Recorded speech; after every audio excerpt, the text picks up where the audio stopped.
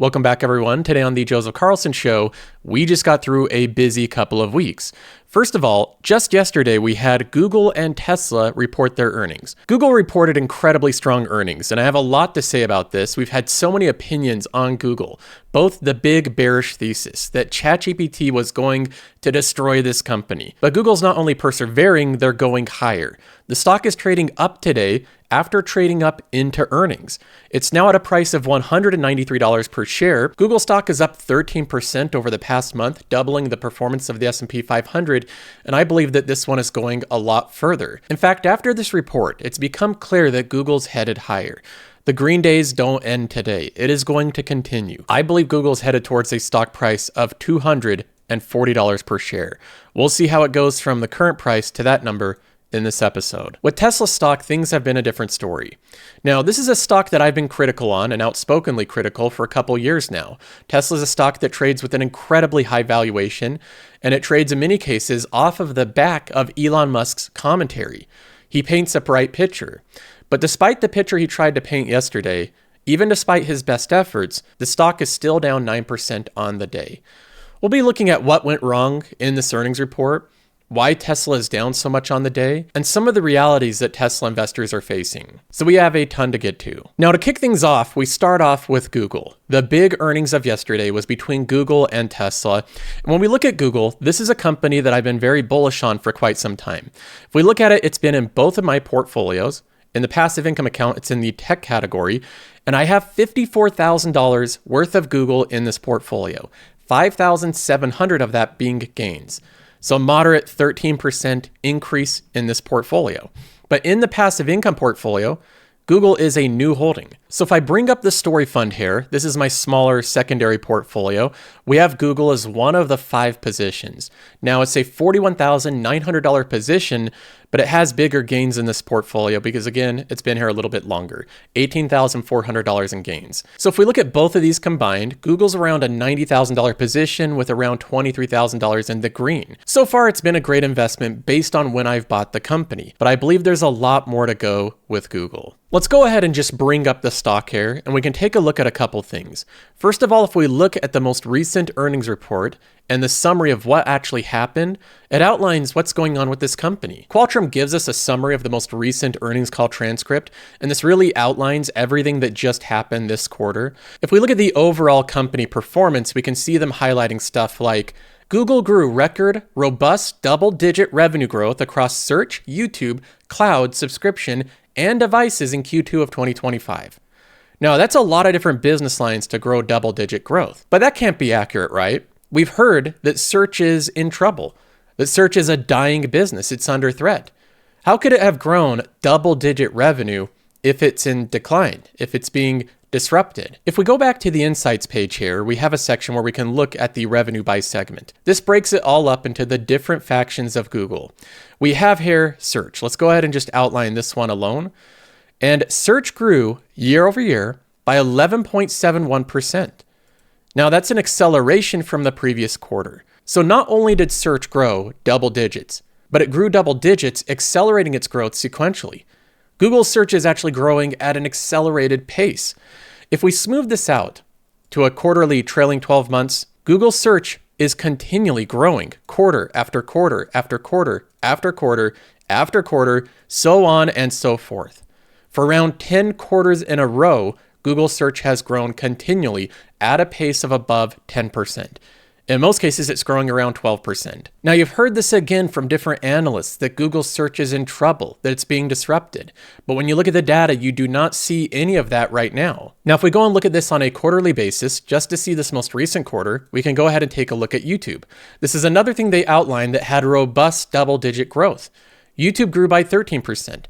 So we have Google search growing 12%. We have YouTube growing 13%. We have subscriptions growing 20%. So subscriptions counts things like YouTube Premium. So it's a little bit of an overlap between YouTube and the subscription category. But the subscription section of Google, which encompasses lots of businesses, all the subscriptions they sell, is growing 20% year over year. That's high margin revenue. And again, it accelerated from the previous quarter. We have Google Cloud, one of the most preeminent businesses in the world, growing 31% year over year, accelerating sequentially from last quarter. So again, we have massive growth in key businesses in Google. These businesses, cloud, subscription, YouTube, and search, make up the vast majority of Google, and combined they're growing at 15.6%. Now, of course, we're leaving out the relatively tiny business, which is Waymo, encompassed in other bets. You can see it as a tiny sliver here, but we'll talk more about that one in a minute. So we have a differentiation of narrative here. We've heard from many top analysts, many people, that Google is this aging business. It's like an IBM. It no longer has meaningful growth drivers. But then the first thing that Google outlines in their earnings report is that they're having double-digit robust growth in every core category of their business, including search, which is supposed to be being disrupted.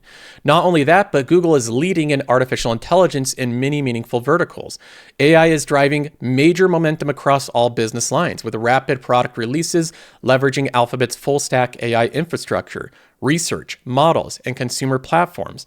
Alphabet processed over 980 trillion monthly tokens with its AI models, doubling the figures announced a few months prior. So doubling the amount of AI tokens in only a few months.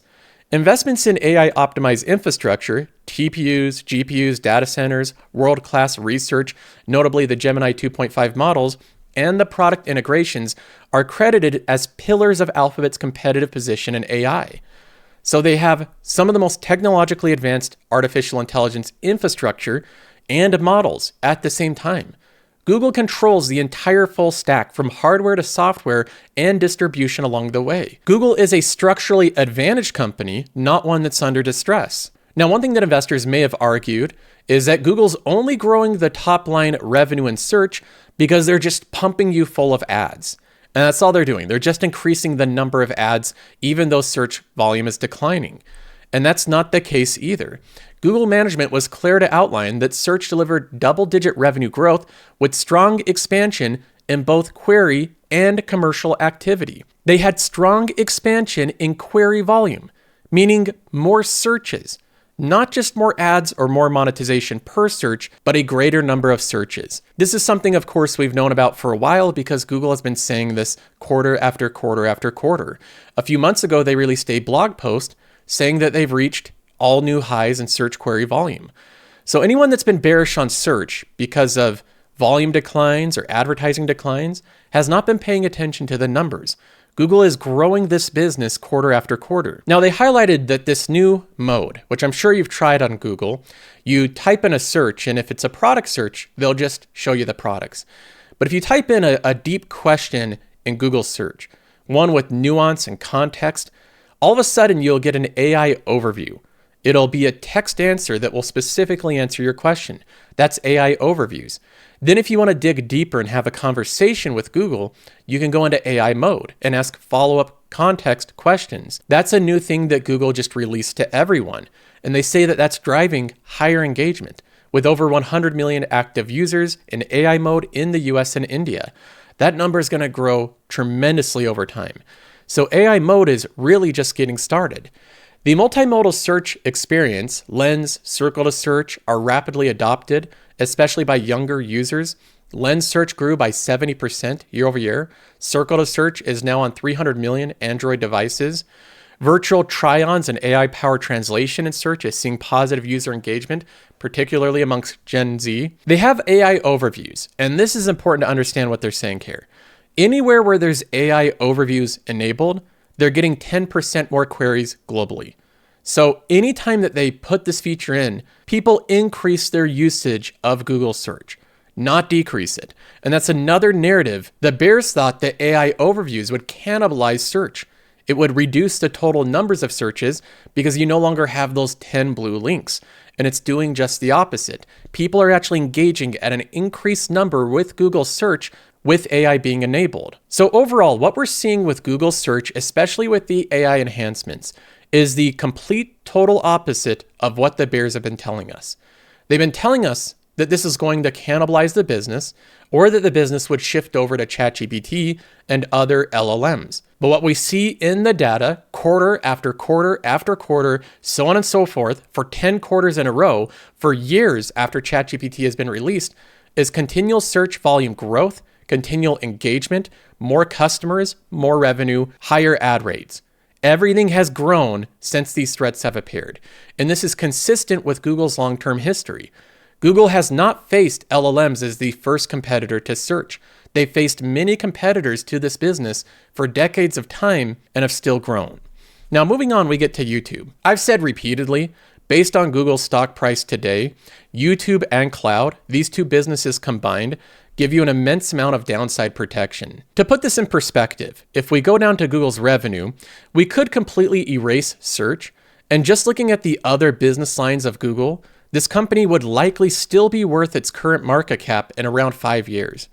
Now, obviously, in practicality, if Google search really went to zero, the stock probably wouldn't perform well. But if you actually look at the numbers and what these companies are actually worth, Google Cloud and YouTube are massive businesses. Each one of them are incredibly huge businesses. If you look at what they're producing in and of themselves, they're producing tens of billions of dollars of free cash flow every year. In 5 years, YouTube's likely to be twice as big as it is today. Google Cloud's likely to be 3 or 4 times as big as it is today. So both of these are going to be even much bigger businesses in the future.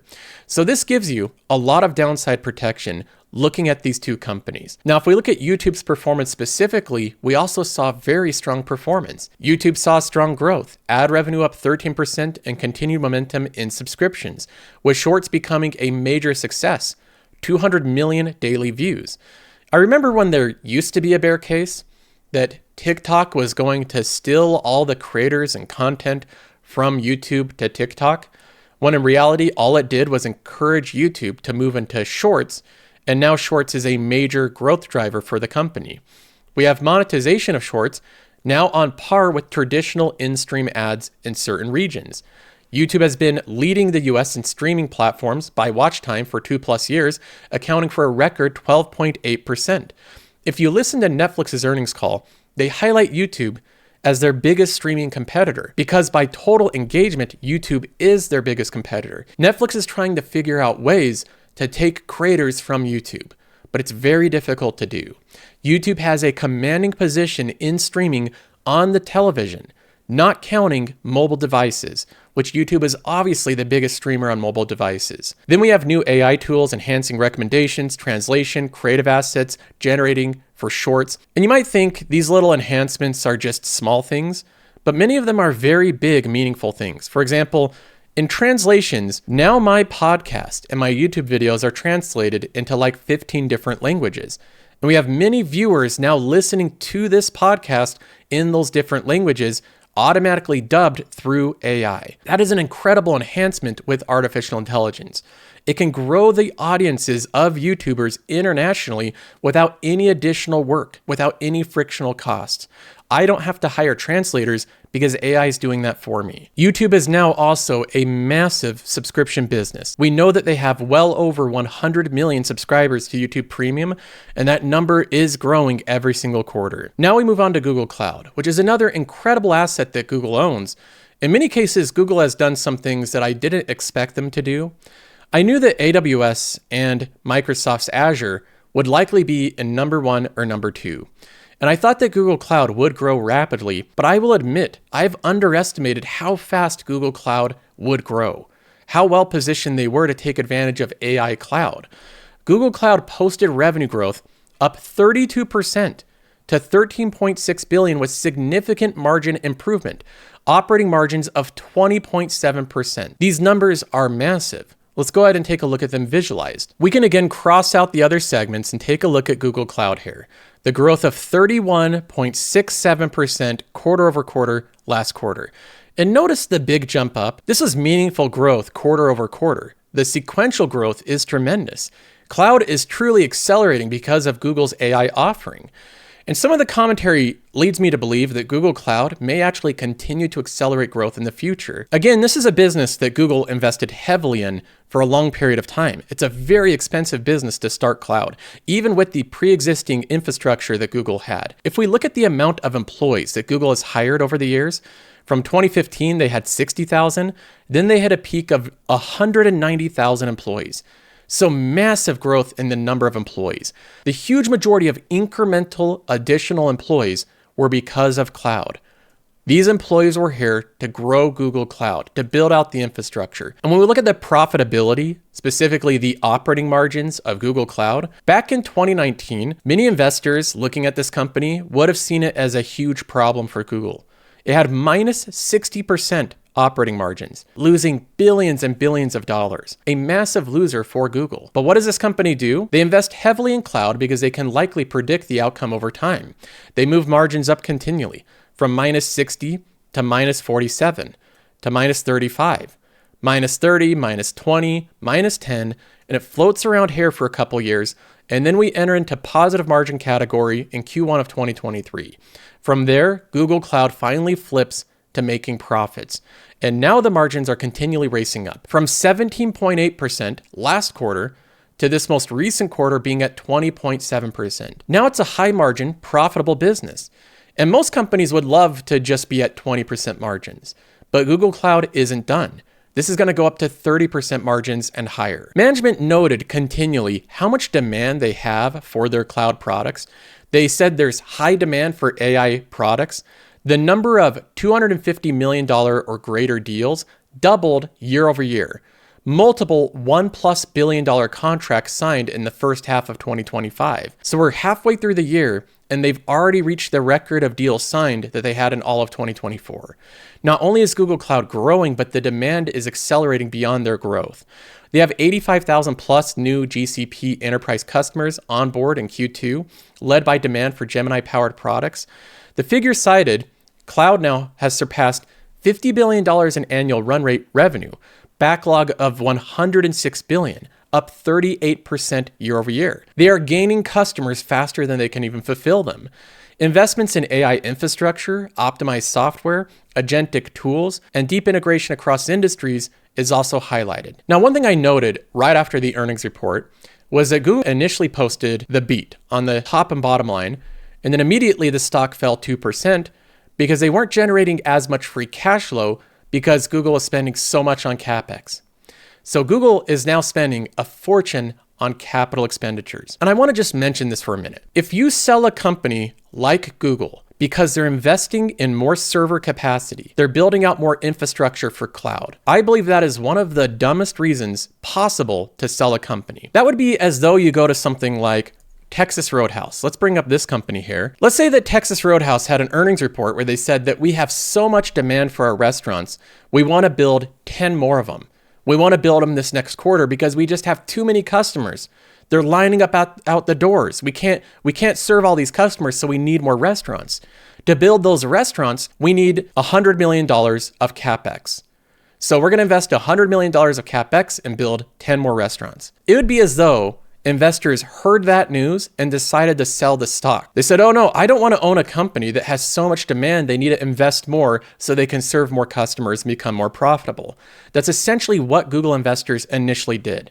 They sold the company because of the CapEx headline, not really looking into the reason that Google's investing more CapEx. Google's CapEx was increased not as maintenance CapEx, but as investment CapEx. They're investing far more specifically into Google Cloud. And these highlights here show how much demand this company has. The capacity growth is ongoing, but the environment remains tight, and CapEx is being increased to accommodate demand. So selling Google because the free cash flow has taken a temporary hit due to increased CapEx investment is just like selling Texas Roadhouse because they have so many customers, they want to open up more restaurants. Or selling Costco because their warehouses are too full and they want to build more of them. You don't sell companies because they have too much demand and too many customers. Now, Google is a vast business with many different meaningful segments. The next one we get to here is Waymo and other bets. Waymo expanded operations to new markets. We have Atlanta, increasing coverage in Austin, Los Angeles, and the Bay Area, and introduced Teens accounts in Phoenix. Waymo's autonomous vehicles surpassed 100 million miles driven in public routes. The plans are in place to test and eventually serve 10 US cities in 2025. So they are testing currently 10 more cities. Investment remains focused on scaling high potential projects with other bets. Every week, it seems like Waymo's testing a new city or opening up or expanding new territories, hitting new metrics of the amount of customers served every week. And we see this continued expansion. Waymo is the real deal. They are getting people from point A to point B without any type of driver assistant in the vehicle. Their records are public. Their safety record is public. It is an incredibly safe and expanding operation of a real robotaxi network. This is the leader in this category. They're expanding quickly with 10 new cities being tested. This company should be worth dozens of times their revenue multiple based on the potential of this business. But if you look at the numbers, Waymo's essentially not getting any bid at all. It's not really factored into the valuation of Google. Even though it's real, it's working, and it's growing rapidly. Now, when we look at the outlook with Google and what to expect ahead, we just got through another quarter, another one of 14% year-over-year revenue growth. So a fast-growing business. Operating income was up 14%. We have net income up 19%, and earnings per share up 22%. These are great numbers after great numbers after great numbers. When we move specifically into CapEx, this is the number that caused a few investors a little bit of concern. They bumped up their CapEx to $85 billion for 2025. Their prior guidance was $75 billion. So they're bumping up their CapEx guidance by $10 billion. And they noted this is likely to increase in 2026, primarily to expand technical infrastructure supporting cloud and AI.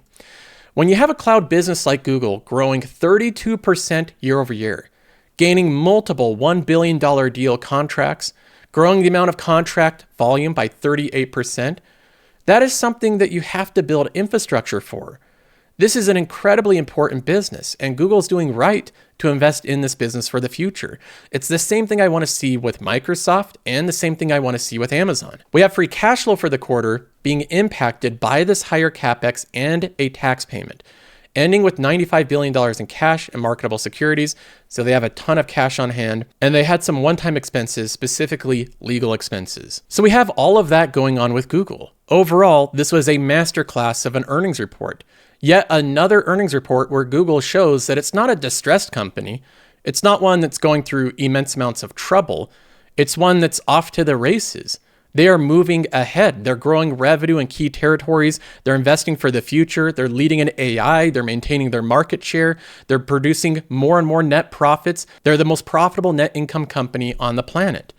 Yet, there's many people, many investors and analysts that still have tried to portray this company as struggling for the past 6 months.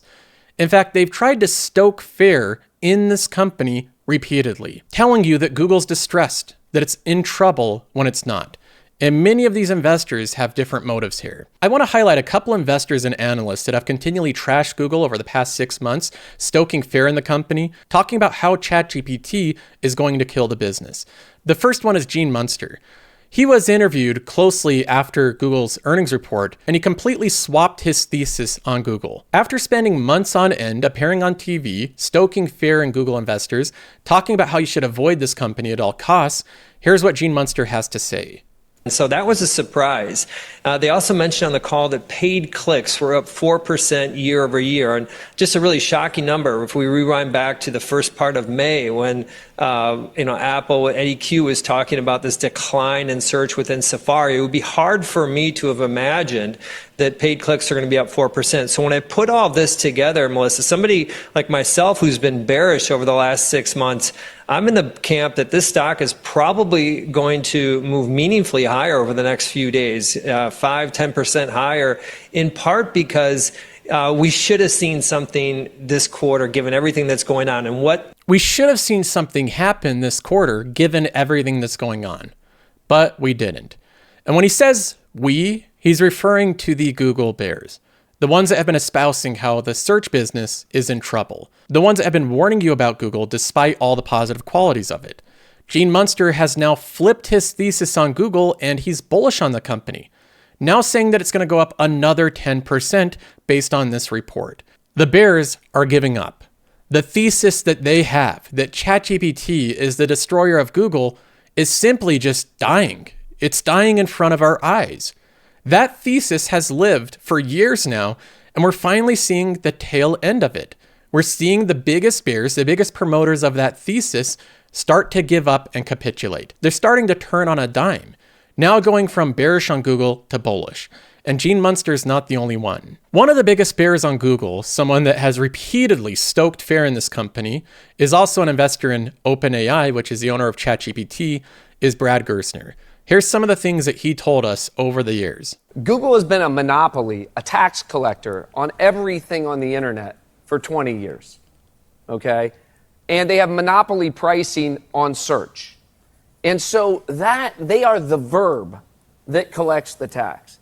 And what I said was that the culture at Google had evolved in such a way that it had become more of a research institution than a product-led growth institution. They weren't delivering products, and as a result of that, people were leaving the organization. So, what is the verb in the age of AI?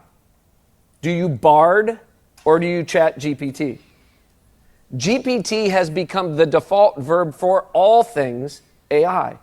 And to relinquish that spot by letting OpenAI go first, when you had the technology, you had the supercompute, you had the capabilities to release that product, I think was a mistake. This wasn't only one appearance or even a couple appearances. Brad Gerstner went on to many shows over and over again, repeatedly pumping OpenAI, a company he's personally invested in, at the expense of Google, in the process sowing concern and fear with Google investors. Google was the only game in town. Now we know search is being replaced with a new form of information discovery, and all I'm saying is even if they emerge as the leader in this thing, they will not have as much share of the pool of profits as they have in search. It's almost impossible for me to see how they replicate that. Now, I also have concerns about how they're operating the business, how they're slow in releasing products, the cultural challenges they have. I think they have challenges around the TPU versus the GPUs of NVIDIA, but I will stipulate that they get all of that fixed. I still don't think they can replicate the monopoly. This was at a price point of $130 per share, and Google's currently right on the verge of passing $200 per share. Even more recently, Brad Gerstner has continually done things on social media, like said how many people in a classroom use ChatGPT or Google search. Every kid raises their hand saying that they use ChatGPT. He used these anecdotes as evidence that Google search was dead. He also continually and incorrectly referred to Google search as a 10 blue link website. Always speak the truth, right? I don't think 10 blue links is the future. Do I think it's going away tomorrow? No. But I just look at the behavior of people. We do lots of survey work on this, Scott. People are turning to ChatGPT. They're turning to Claude. They're turning to, why are we so excited about Apple Intelligence? Because people are going to turn to Apple Intelligence instead of 10 blue links to find answers to the questions they have. Multiple times he references Google as a 10 blue links website when Google hasn't been a 10 blue links website for years. You can search almost anything into Google, whether it be travel information, looking at movies, finding destinations, looking at stores, and Google provides you vastly more information than 10 blue links. This false portrayal of Google's search compared to ChatGPT was what was continually shared online by many of the most preeminent tech investors. But even during the time that this was shared, Google search continued to grow in query volume and in revenue. We also have Capital Management with Philippe Lafont, one of the preeminent tech investors. He's ran this massive fund for decades now, and they released a list called the Fantastic 40.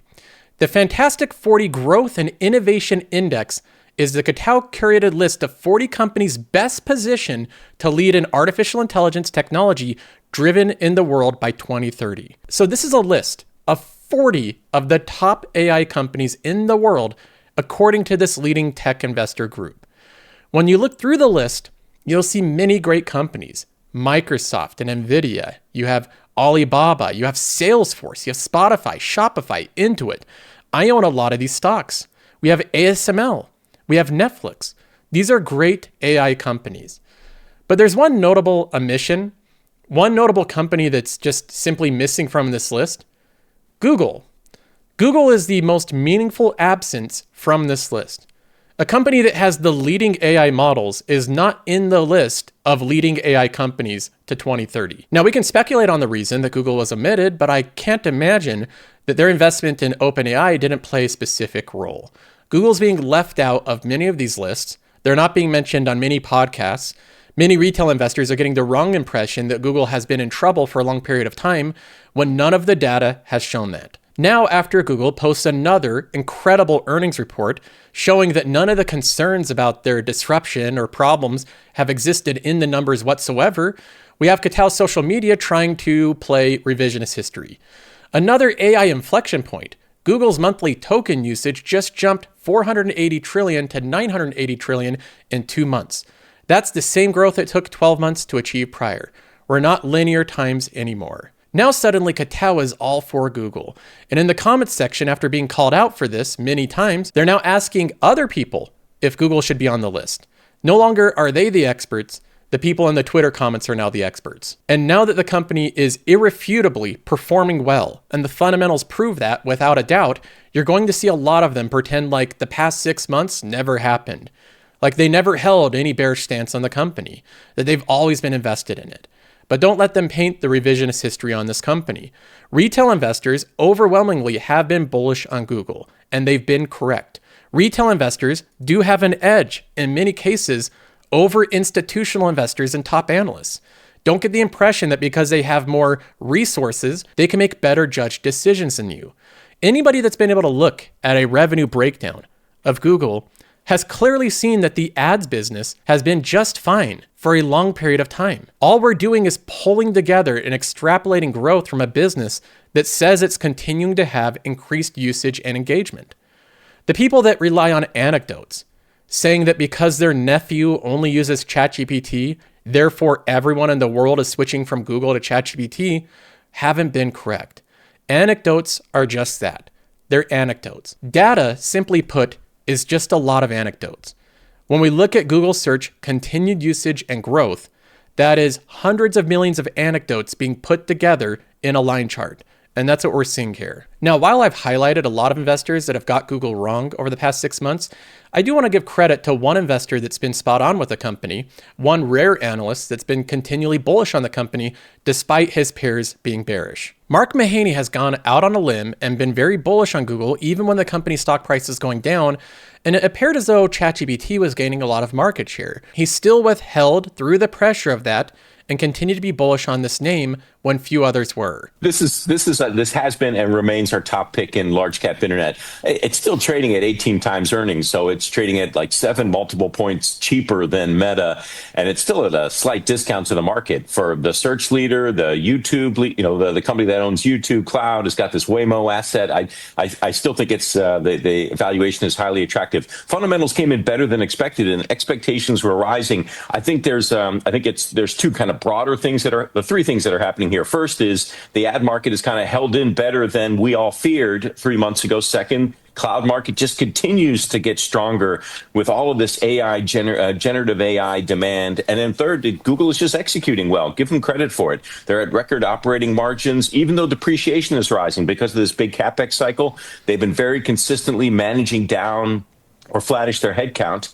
And so they're showing a lot of cost discipline. I think the story is just getting stronger, and I continue to like the stock. The thesis is Google's cheap and it has a lot of great businesses, something that many retail investors have inherently understood for a long period of time. Mark Mahaney's simple thesis was right, and I believe he deserves some credit for that.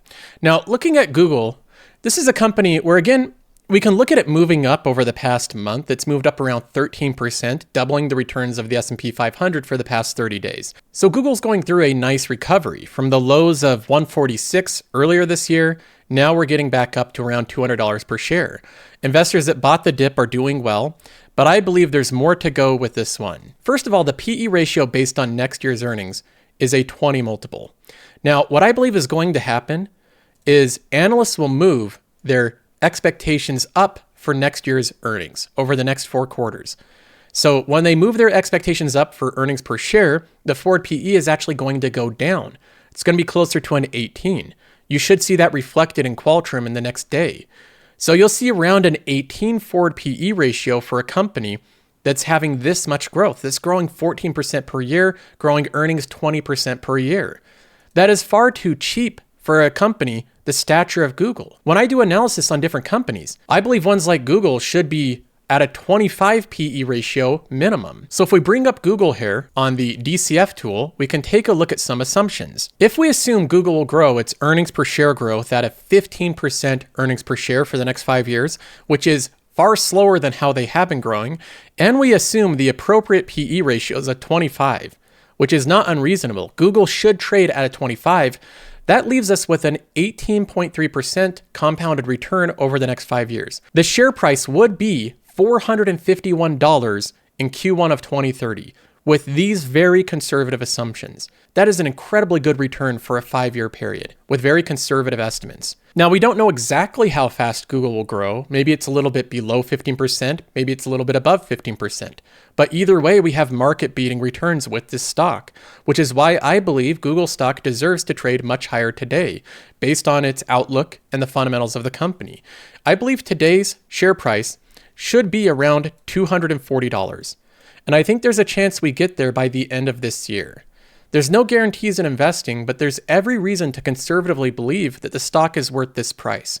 So I'm going to hang on to my shares. I'm very bullish on Google. I'm getting more bullish every single earnings report, and I look forward to the next one. Now, moving on, we get to Tesla, which is a stock I don't own, and in fact, I've been criticized as hating on the stock for years. And that's true. I have been highly critical of Tesla stock for a number of years because I don't believe that Tesla investors have fully come to terms with the situation and fundamentals of this company. Now, Tesla did give us more insight into the fundamentals of their company yesterday when they reported earnings. The stock is now down 9% after earnings. And if we split Tesla into two different categories, we can look at the fundamentals, what actually happened, the numbers of the company, and then we have the narrative. The narrative is what's going to happen in the future, all the promises and bright future that Elon Musk has painted. We have those two different parts of the company. We'll first take a look at Tesla's numbers and just focus on the numbers for a minute. Total revenues of the company was $22.49 billion, which is a 12% decline year over year. Let me just repeat that. It was a 12% double-digit decline in revenue year over year. So we have a company like Google growing revenue 14% that trades at a 18 PE ratio. Then we have Tesla that has revenue declining 12%, trading at a PE ratio currently of 136. That's the tale of two different stories here. And that is my problem with Tesla stock. It is the comparison of the valuations, the future expected returns, and the current numbers they're posting. When we look even closer at this, we see more problems that Tesla's facing with their business. We not only have total revenues declining by 12%, but we have operating expenses remaining about the same. In a business that has flexible cost structure, we should see the total expenses decline as well. This means that the operating margins went down by 219 basis points, a 42% decrease in income from operations. This quarter was $923 million. We have 4 quarters ago, $1.6 billion. So we have declining revenue, declining margins, declining income from operations. And these aren't small declines, these are massive declines. We have the adjusted EBITDA of the company. This declined by 7%. We have the earnings per share GAAP of the company declining by 18%. The non-GAAP earnings per share declining by 23%. Every single number so far is moving in the wrong direction. We have the income from operations down by 30% and the free cash flow down to $146 million. You may chalk this up as temporary. The problem with Tesla is these numbers have been relatively the same for a number of years. We have Q4 of 2022, the trailing 12 months of revenue of around $80 billion. It went up to a high of around $90 billion, and now it's traded back down to just above $90 billion. We have the same revenue today that we had in early 2023. This is flat revenue for over 2 years. Now, Tesla investors are waiting for that parabolic spike in revenue like they had in 2020. Maybe that's just around the corner, but so far we haven't seen it. And there's also reason to believe it's not happening anytime soon. We can see the same thing with Tesla's free cash flow, with their EBITDA numbers, with lots of different metrics that look around the same as they have for the past couple of years. With Tesla investors knowing that the fundamentals are moving in the wrong direction, that leaves them with the narrative. The narrative is what you're investing in if you're buying Tesla. The narrative is what justifies the 100 plus PE ratio. The narrative that Tesla will be the biggest robo-taxi company in the world, having massive market share and profitability, and it will be the company that designs the humanoid robot that the rest of the world uses. On the call, Elon Musk tried to push this narrative as much as possible. The autonomy and robotaxi launch, Tesla said, was successful. It launched its first robotaxi service in Austin, with paying customers experiencing fully autonomous rides. While that's true, many of their paying customers, in fact almost all of them, are Tesla influencers. People specifically sent there to take videos of it and kind of show off the service. These weren't everyday people using it as a normal service like you see in California with Waymo. These were investors in Tesla. The service area in Austin is expanding rapidly with plans to cover more than 10 times the current region soon. And the company aims for hyper potential growth in both service areas and vehicle count. They're aiming for hyper exponential growth in both services and vehicle count. That's what we've been told, is that they're going to grow exponentially. All of a sudden, Tesla Robotaxi will be everywhere, fully operational. The regulatory approval process are underway in states including California, Nevada, Arizona, and Florida, with the goal of covering half the US population by year end, subject to approvals. Now again, this is a very bullish part of the narrative. They want to cover half the US population by year end. That's a very short amount of time. 6 months to cover over half the population is very ambitious. There's one little caveat, which is subject to approvals. So if this doesn't happen, they can always blame the regulators that they're just not giving them permission. There's a lot of red tape, and it's the bad approval process from the government. Now, when we go on with this, we see safety being a priority over speed of rollout, with initial deployments closely supervised and gradual relaxation of driver attention requirements as confidence in safety grows.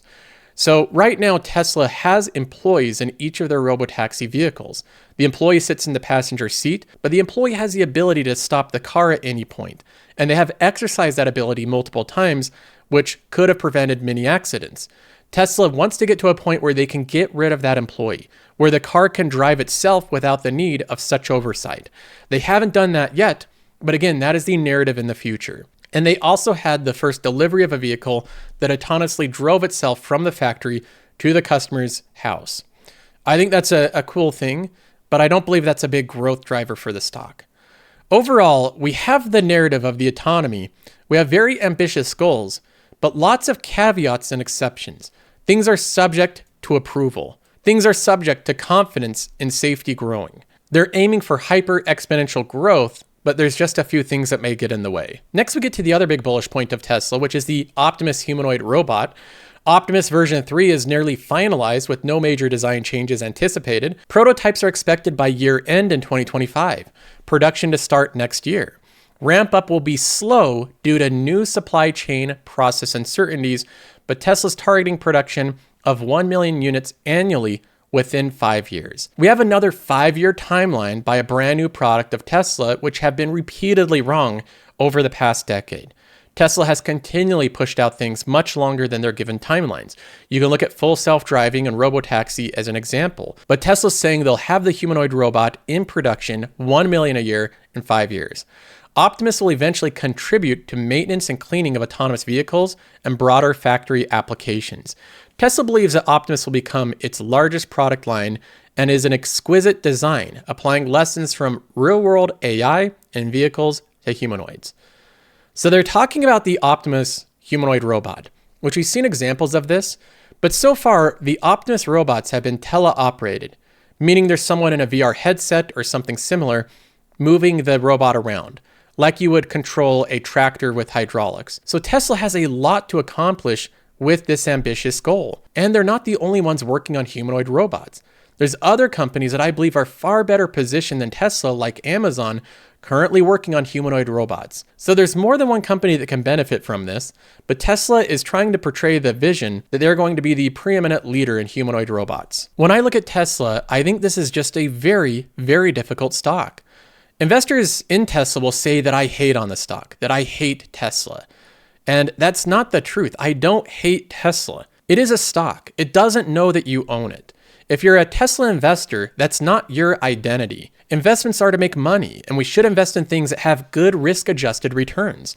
When I look at Tesla, my honest opinion is that it's an incredibly difficult, unpredictable stock that has a lot of downside risk. That's the way that I view it. And I look at that through a lot of different metrics. When we look at a company like Tesla, the bull case for this stock, the bull case that people like Dan Ives and many other people on TV have outlined for this company, the bull case is to ignore the PE ratio. Just forget about it. Don't look at the 100 plus PE ratios. Ignore the price to sales. Just forget about that. Ignore the amount of free cash flow the company generates relative to its share price and the market cap price. Completely ignore the fact that Tesla generated $146 million of free cash flow last quarter, which is about as much as Texas Roadhouse, a $10 billion company, generated. So you have Tesla, a $1 trillion company, generating as much money as a $12 billion restaurant. Every single day of the year last year, all 365 of them, Google generated more in free cash flow than Tesla did last quarter. And the bull case is to ignore that. The bull case is to ignore the fact that deliveries are declining year over year. They've been in a downward trend from Q4 of 2023. The bull case is to ignore the EV tax credits and other incentives that have buoyed the stock for the past couple of years that are now going away. The bull case is to ignore the operating margins of the company that are lower than most restaurant operating margins. The bull case is to ignore the fact that Waymo has a bigger commanding lead in robotaxi, the very business that Tesla's supposed to be the leader in, and that Amazon is better positioned in humanoid robots than Tesla. The bull case is to ignore all of that data and just hope that Tesla does well in the future. Just hope that the company can have astronomical growth. I don't invest in things based off hope. I invest in them based off of well-grounded fundamental research and reasonable valuations. I invest in compounding machines that can grow year after year very predictably. There's no hope involved, and there's no ignoring all fundamentals related to the company. So if you want to invest in Tesla, that's fine. No one's going to stop you, and I certainly don't hate you for choosing a different investment than me. But my perspective is investing in highly predictable companies with reasonable valuations, strong fundamentals, and a proven track record of growth. I also like investing in companies that outperform expectations, not ones that continually come under expectations. With Tesla, maybe this company will make it all worth it. Maybe the bulls will eventually be correct, and Tesla will become the biggest winner of the robotaxi and humanoid robots, and it will generate trillions of dollars of wealth. That could possibly happen, but I think the chances are very small. And I think there's a lot of risk inherent to this investment. Risk of continued trudging water for year after year, quarter after quarter, waiting for the narrative to play out, which eventually doesn't come to fruition in the same way that investors imagine. Now, if the circumstances and data changes, if I see new evidence that makes me change my opinion on Tesla, I'll let you know. That's going to be it for this episode. See you in the next one.